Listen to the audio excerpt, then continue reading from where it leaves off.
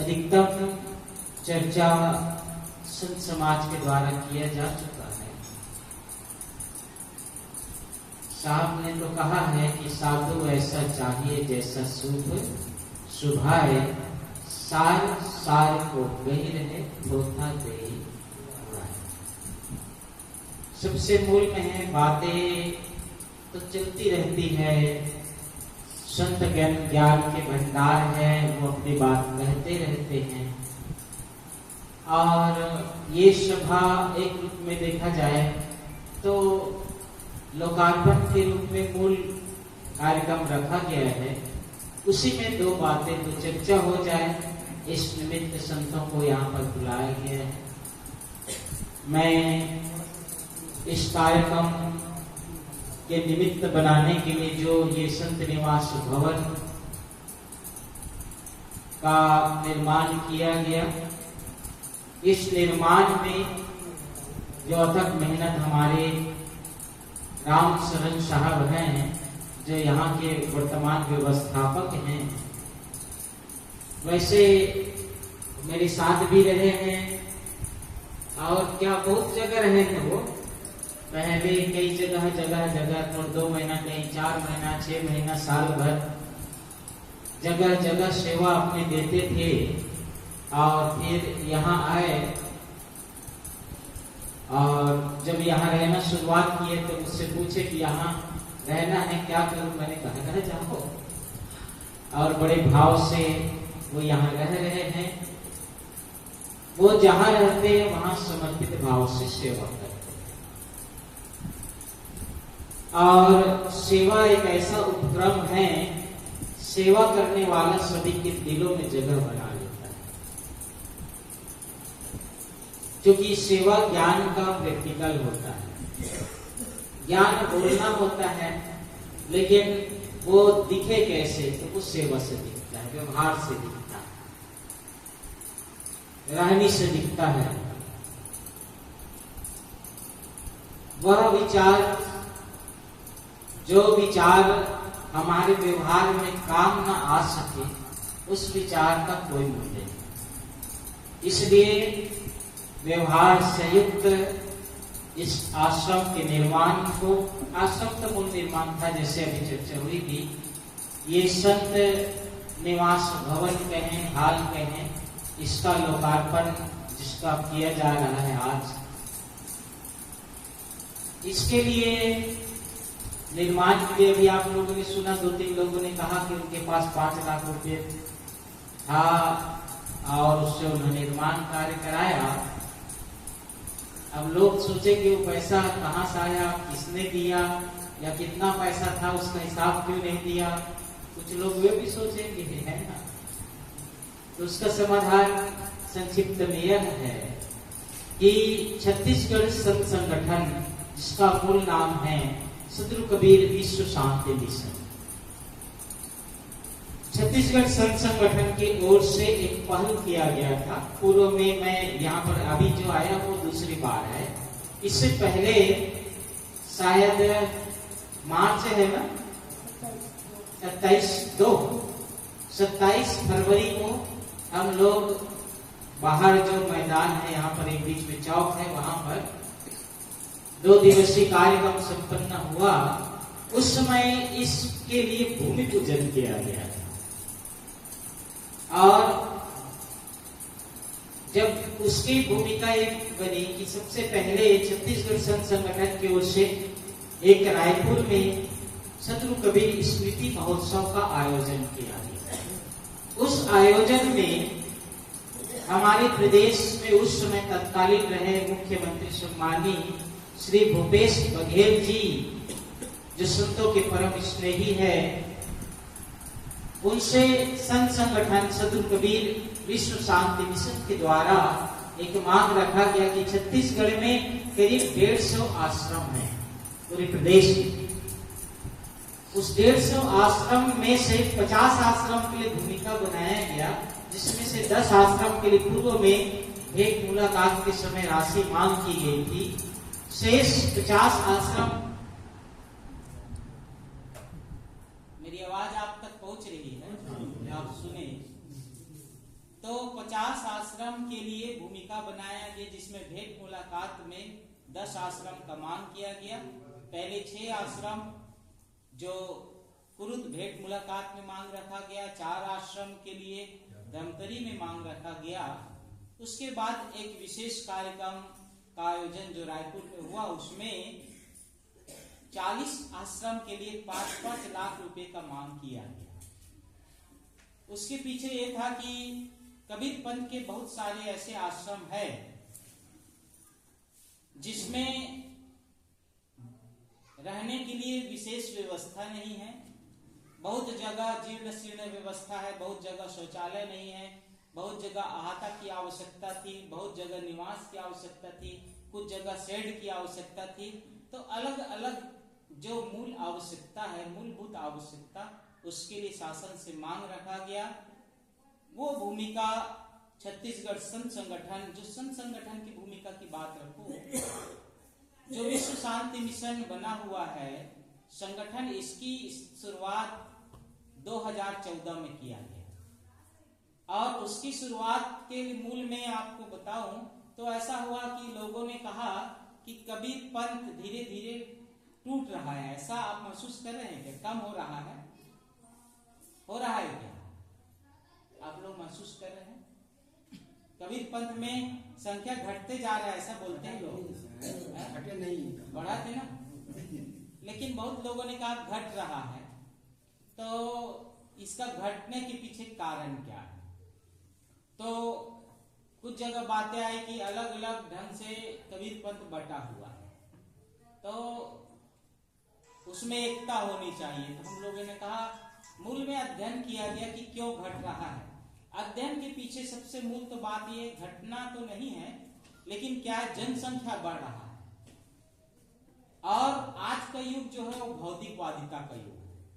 इस भौतिकवादिता में सबका जो लक्ष्य है वो अर्थ की ओर जा रहा है। इसलिए कबीर पंथ ने हमेशा अर्थ को नहीं बल्कि विचार को महत्व दिया। कबीर पंथ में विचार को महत्व दिया गया। धन का बात रखा गया कि धन निर्वाह के लिए, लेकिन मूल ये है धन निर्वाह के लिए है। आदमी क्या है, धन के पीछे पूरा जीवन भर भागता है, और जिसलिए जन्म हुआ है, हम जिस बात के लिए सत्संग की बात करते हैं, मानव जीवन के लक्ष्य की बात करते हैं, मानव जीवन क्यों मिला है या जन्म क्यों हो रहा है, जीवन में दुख क्यों है, इस कारण की विवेचना नहीं हो पाती। तो सबका लक्ष्य ध्यान धन की ओर रहा है, और आज वो धर्म चरम पर है, जिसको हम भौतिकता का चरम कर सकते हैं। सबका लक्ष्य धन की ओर है। धन की आवश्यकता है, लेकिन धन संपूर्ण नहीं है। तो इस बातों को अध्ययन किया गया, उसमें 2-3 बातें हुई। पहली बात ये दिखाऊं, आज कितने बच्चे यहाँ पर है, सत्संग में कितने बच्चे हैं? एक बच्चा है ना, एक बच्चा है, एक ही बच्चा है, समझो एक बच्चा है, वही बच्चा है। बाकी देखिए सत्संग में मैं आप लोगों को बताऊं कि बच्चे क्यों नहीं आते। अगर देखिए सत्संग की भूमिका तो थोड़ा सा रूप परिवर्तन होना चाहिए। आज थोड़ा बदलाव आ रहा है। अब हम लोगों को बोलने का समय चाहिए, अब सुनने वाला भी तो होना चाहिए ना। हम लोगों को बोलने का समय चाहिए, हम लोग बोलते रहेंगे। अच्छा, इस तरह से जो कार्यक्रम जब होता है ना, तो नवयुवक लोग थोड़ा नवीनीकरण पसंद करते हैं। जैसे अभी होगा ना, बच्चे लोग जब कोई मोटिवेशन कार्यक्रम हो रहा होता है तो लोग वहां पसंद कर लेते हैं, क्योंकि उसमें आधे घंटे का 1 घंटे का ऐसा कुछ विचार रखने वाला, या 1 घंटे 2 घंटे का होगा। हम लोग कितने बजे से यहाँ सत्संग चालू किए हैं?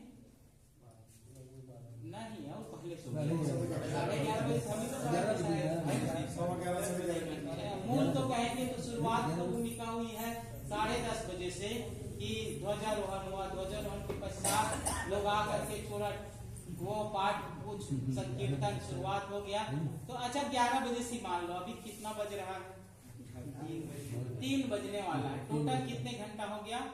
4 घंटा। अच्छा, स्कूल में आप लोग देखे होंगे बच्चे लोगों का क्लास जो होता है ना, तो विषय अलग अलग होता है, और विषय में एक जो शिक्षक है वो पढ़ाता है, तो क्लास लेता है, तो एक चैप्टर पूरा करता है, उसका शायद 30 मिनट 40 मिनट अधिकतम निर्धारित किया गया है।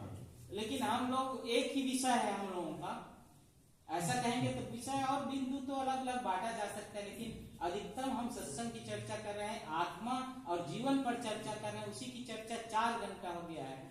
अब एक ही चीज को ज्यादा, जैसे आदमी घर एक मुनगा पेड़ हो ना या जाम पेड़ हो, रोज उसी से को खाते उग जाता है ना, उगता है ना। जिसके घर मुनगा पेड़ नहीं है ना, वो सोचता है ये मुनगा एक दिन बनाएंगे तो अच्छा लगेगा। जिसके घर जो चीज नहीं होता है वो उसको चाहता है, जो चीज मिला है वो उसका मोल नहीं करता है, लेकिन नहीं मिला उसके पीछे हम जाते हैं। तो ऐसा ही है, किसी भी चीज का एक सीमा है, जैसे अभी साहब ने कहा। तो मैं समझता हूं इसमें थोड़ा सा बदलाव की आवश्यकता है। कार्यक्रम का एक रूटीन और संचालन की गतिविधियां, व्यवस्थापन, थोड़ा प्रबंधन, मैनेजमेंट। क्योंकि दूसरे धर्म मत संप्रदाय क्या करता है कि एक शेड्यूल बनाता है, उसमें वक्ताओं का पहले एक सीमा तय होता है कि इतने वक्ता उस पर विचार रखेंगे। उसके साथ साथ में कार्यक्रम का व्यवस्थापन होता है कि कार्यक्रम किस रूप में कैसे संचालित होता है। तो उसके बाद में फिर बाह्यकरण का महत्व है और मनोरंजन की बातें होती है। हमारे में तो सत्संग और भजन की महत्व है, बाकी में बहुत चीजों में तो मनोरंजन वगैरह का भी कार्यक्रम आयोजन होता है। तो कहीं ना कहीं उन चीजों को मैं इसलिए चर्चा कर रहा हूं कि हम इस चीजों को भी भविष्य में सुधार लाएं और कार्यक्रम का व्यवस्थापन भी व्यवस्थित हो। तो इन सब के पीछे जो कारण समझ में आया कि आज का जो परिवेश है उसकी चाहना अलग है, उसके हिसाब से हम लोगों को एक कार्यक्रम में, व्यवहार में, सारी चीजों में परिवर्तन लाना चाहिए। और दूसरा काम, जो कबीर पंथ में भिन्नता दिखता है, देखिए कोई का अगरबत्ती जला लेते हैं और उसका पूजा हो गया, किसी का कोई दीपक जला लेता है उसका पूजा हो जाता है, कोई गुरु पूजा का और पद्धति अपनाते हैं उसका पूजा हो जाता है, कोई ध्यान करता है उसका पूजा हो जाता है, कोई व्यक्ति मंदिर जाता है उसका पूजा हो जाता है, और कोई व्यक्ति अंदर बैठ करके भी मंदिर अर्थात आत्म उपासना करता है, आत्मचिंतन करता है, उसका पूजा हो जाता है। पूजा करने का तरीका अलग अलग हो सकता है। हम लोगों ने कहा कि मान्यता, पद्धति और भाव अलग अलग है। जैसे कुछ चीजों पर विवाद है, ऐसा मैं समझता हूं जिस ढंग से हम लोगों ने अध्ययन किया। तो हम लोगों ने सूत्र उसमें रखा कि देखिए सदगुरु कबीर साहब के हम सब अनुयायी थे, जितने आप बैठे हम सब कबीर साहब के शिष्य हैं, कबीर साहब के अनुयायी हैं, कबीर साहब को मानने वाले हैं। कबीर साहब के जन्म के संदर्भ में हो, अंतिम अवस्था के संदर्भ में हो, बाकी बहुत सारे ऐसे विषय है जिसपे एक मत नहीं है और नहीं हो सकता। एक मत नहीं है क्योंकि मेरी बात को आप नहीं मानेंगे और आपकी बात को मैं नहीं मानूंगा, ये भिन्नताएं चलती रहेंगी। लेकिन जो सबसे मूल में, जैसे सबका शरीर अलग अलग है, सही है ना, सबका शरीर अलग अलग है, सबका उम्र अलग अलग है, लेकिन एक चीज है, जैसे सबका मन भी अलग अलग है, शरीर अलग अलग है, उम्र अलग अलग है, मन अलग अलग है, लेकिन सबके अंदर में जो सब समान है वह क्या है? समान है वह क्या है? समान आत्मा है। आत्मा में कोई भिन्नता नहीं है। हम शुद्ध चैतन्य ज्ञान स्वरूपम अजर हम अमर हम अखंडम अनुपम, सबके अंदर में जो आत्मा है वो समान है। तो सदगुरु कबीर साहब वैसे ही मूल केंद्र में हम सबके लिए एक है। इसलिए हम सदगुरु कबीर साहब जी के बताए हुए मार्ग पर चले। सदगुरु कबीर साहब जी ने जो कहा, जैसे सदगुरु कबीर साहब जी ने किसी व्यक्ति को देख करके अलग अलग नहीं कहा कि तुम ये करो, तुम ये करो, बदलो। जो व्यवहार की बातें उन्होंने कहा, जैसे देखा कि जहां पर धर्म पर बात, हिंदू की बात हो वहां पर आडंबर की बात हो, वहां पर चमत्कार की बात हो वहां पर, और जहां जहां जो कमी देखा उसके लिए साहब ने कहा, जैसे हिंदुओं को कहा कि पाथर पूजे हरि मिले तो मैं पूजूं पहाड़, मुसलमान के लिए भी कहा काकर पाथर जोड़ के मस्जिद ले चुना, क्या का चढ़ी मुल्ला बांग दे, क्या बहरा हुआ खुदा।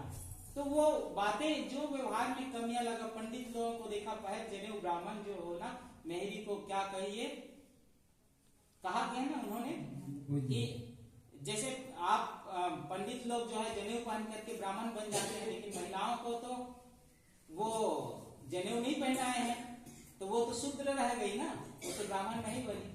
तो जहां ऐसा इस तरह से जो भ्रामक बातें हैं, साहब ने तो मूल में कहा कि सबके अंदर में जो मूल है,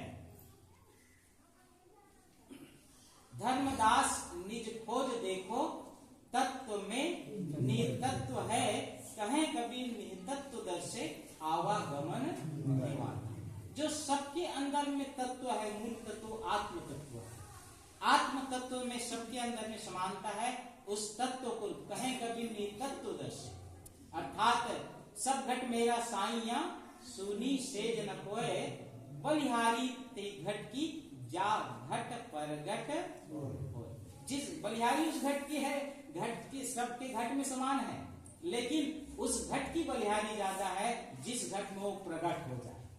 जिस घट में प्रकट होगा, आप संतों की पूजा क्यों करते हैं, संतों की उपासना क्यों करते हैं, संतों का चरण क्यों छूते हैं? क्योंकि उस घट में वो प्रकट हो रहा है, उस घट में वो प्रकट हो रहा है, इसलिए हम संतों की चरण छूते हैं। तो उस घट की बलिहारी है जिस घट में वो प्रकट हो जाए, इसलिए हम सब कहीं ना कहीं उस क्रम की ओर आगे बढ़े। तो एक संगठन इसीलिए निर्माण हुआ कि सब एक मत के साथ में सदगुरु कबीर साहब की वाणी को बृहद प्रचार प्रसार करे, और उसके लिए भूमिका बनाया गया। उस भूमिका को आगे बढ़ाने के लिए जैसे लगा कि सदगुरु कबीर साहब की वाणी इतना व्यापक है, और आपको मैं बता दूं कि सदगुरु कबीर साहब को मानने वाले हिंदू भी है, मुस्लिम भी है, सिख भी, ईसाई है। बाकी लोगों को सब अपना जैन लोग संप्रदाय महावीर स्वामी को मान लेते है कि नहीं, सब अपना अपना जो संप्रदाय है उसका अपना अपना इष्ट देव है। लेकिन सदगुरु कबीर साहब ऐसे महापुरुष हैं जिनको सभी लोग मानते हैं, पूरा विश्व मानता है। इसलिए हम ऐसे महापुरुष के अनुयायी हैं, इसलिए एक मत होकर के सदगुरु कबीर साहब जी की उस मानवता मूलक बातों को जन जन तक पहुंचाएं। इसके लिए संगठन ने एक और जोड़ रखा, जैसे एक एक तिनका मिल करके झाड़ू बनता है, सही है ना। अब वो जब झाड़ू बन जाता है तब क्या है, वो सब सफाई कर देता है। ऐसे ही एक एक मिल करके हम सब संगठित हो, एकता से, एक विचारक ने कहा कि एकता से राष्ट्र का निर्माण होता है, स्नेह से एकता से राष्ट्र का निर्माण होता है, प्रेम से देश का कल्याण होता है, स्नेह का दीप जलाओ आज घर घर में, प्रेम ही आजादी का पैगाम होता है, प्रेम ही आजादी का पैगाम होता है। इसी को साहब मूल बिंदु में कहते हैं कि पोथी पढ़ी पढ़ी जग मुआ, पंडित भया ना होए, ढाई आखर प्रेम का पढ़े सो पंडित। मैं इसकी सरल व्याख्या में एक मानता हूं कि बहुत, जैसे यहाँ पर अभी बहुत लोगों को बहुत बोलना आ जाएगा, हम सब बहुत बोलने वाले, लेकिन कई लोग ऐसा भी है जो बिल्कुल नहीं बोल पाते लेकिन बहुत अच्छा जीते हैं, बहुत अच्छा व्यवहार करते हैं। तो बोलने का महत्व नहीं है, करने का महत्व, जो अच्छा जीता हो उसका महत्व है। तो मैं समझता हूं कि जीवन में रहनी व्यक्तित्व को हम सब आगे लेकर के आए। इसके लिए जैसे जो चीजें हमें प्राप्त हो रहा है उसको हम जन जन तक बांटे, तो उस भूमिका के साथ में संगठन का निर्माण हुआ, और उस संगठन के द्वारा जहां जहां से ज्ञान का उपदेश जन जन तक पहुंच रहा है, ऐसे आश्रमों के विकास के लिए भूपेश बघेल जी से मांग रखा गया, और उन्होंने सहर्ष स्वीकार करके एक साथ 40 आश्रमों के लिए उस समय स्वीकृति प्रदान किया गया। और उस समय बातचीत हुई, चुनाव हो रहा था, तो हम लोगों ने संगठन की ओर से इसको चुना, और रतन साहब जी हमारे, राम शरण साहब, उनका पूर्ण नाम रतन साहब हम कहते हैं, तो राम शरण साहब उन्होंने कहा कि मेरे रहते रहते यहाँ कुछ बन जाए, मेरा एक पहचान हो जाएगा, मेरा भी यहाँ पर सेवा लग जाएगा, तो मेरे लिए भी स्वीकृति प्रदान कर देंगे। और ये पूरे छत्तीसगढ़ में जो 40 और टोटल मिला के 50 आश्रम की जो स्वीकृति हो रही है, उसका प्रथम लोकार्पण यहाँ है। हाँ, ये प्रथम है उद्घाटन, वो बहुत फास्ट है, आप देखेंगे गाड़ी भी बहुत तेज चलाते है ना, तो सबसे फास्ट है, इसलिए फर्स्ट नंबर पर वो उद्घाटन करा लिए हैं। हम भूमि पूजन में भी आए थे 27 फरवरी को, और बहुत जल्दी फटाफट यहाँ पर ये निर्माण हो गया, इसका लोकार्पण भी हो गया। तो मैं उनके इस भाव को बहुत बहुत धन्यवाद करता हूँ, आभार करता हूँ कि संगठन की बीड़ा में आप जुड़ करके, हम सब तो एक कड़ी है, मुझे जो जिम्मेदारी मिली, मुझे जो सेवा का अवसर मिला, मुझे लोग अध्यक्ष बना दिए, तो मेरा ही नहीं है ये, बल्कि ये इसमें हम सब सदस्य हैं, हम सब मेंबर हैं। और इन सब के और इस मेंबर के साथ में जुड़ने में जो जितने लोग जुड़े हैं, आप सब कबीर पंथ के हर एक व्यक्ति इस संगठन का मेंबर है। तो आप सब की भूमिका, आप नहीं आते और हम लोग रहते तो इसका उद्घाटन हो जाता क्या? नहीं होता ना। आप आए हो तो इस उद्घाटन समारोह का ये सभा सम्मानी सभा बन गया। तो मैं आप सबको बहुत बहुत धन्यवाद करता हूँ। विचार बहुत सारे आप लोगों ने सुना है। मैं यही कहूंगा कि आप लोग जो कुछ भी सुनते हैं अपने बच्चों को भी प्रेरित करें, बच्चों को भी लेकर के आए, ताकि बच्चों के अंदर में भी वो संस्कार डेवलप हो। क्योंकि मुझे याद है जब छोटे छोटे थे तो जैसे होता था ऐसे दीवारों में लेखन रहता था कहीं पर, या कबीर जयंती कबीर प्रकट उत्सव मनाया जाता था तो हम लोग झंडी को लेकर के गली गली घूमते थे। वो संस्कार आज भी अंदर है, वो संस्कार है जो हमारे अंदर है, उसी का रूप है ये। तो मैं समझता हूँ कि आप सब अपने बच्चों को भी जब भी सत्संग हो निश्चित रूप से उनको भी लेकर के आए, ताकि बच्चों के अंदर में भी अच्छी प्रवृत्ति तैयार हो। क्योंकि बच्चे ही आपके भविष्य है। आप लोग बच्चों को धन का उत्तराधिकारी तो सब कोई बना ही देते हैं, आप नहीं भी बनाओगे तो वो छीन लेंगे, आप दे दोगे या तो छीन लेंगे। आजकल तो थोड़ा प्रथाजीब होते जा रहा है ना, धन को बंटवारा ले रहे हैं या नहीं दे रहे हैं। तो कई कई ऐसे घटनाएं आप पेपर में देखेंगे कि एक बच्चे ने अपने बाप का हत्या कर दिया। अगर उसको सत्संग मिला होता तो हत्या करने का सोचता नहीं सोचता। कबीर पंथ तो ये कहता है मूल में कि किसी जीव को जानने मात्र से भी कोई कष्ट न दे, ये असली धर्म है। तो हम सब इसके लिए काम करें। मैं इस आश्रम के प्रति सद्भाव व्यक्त करते हुए हमारे रामशरण